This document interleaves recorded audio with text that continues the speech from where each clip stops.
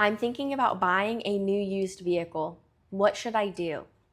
The answer is have the vehicle inspected before purchasing.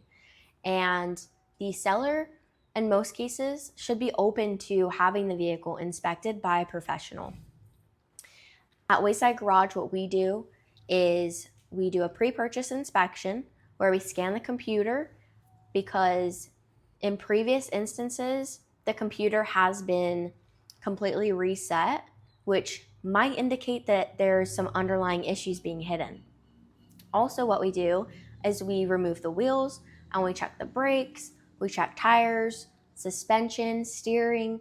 We also check the alignment as well as the incomplete undercarriage for any fluid leaks. One other thing we do is we check the Carfax history.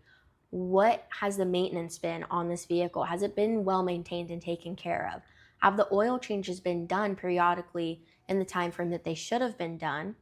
And also to make sure that the mileage has not been tampered with, because that is a common issue in today's world.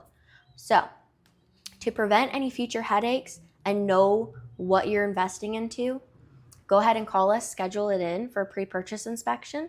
Our phone number is 831-899-2425, and we'll give you a complete overview on what you're getting into.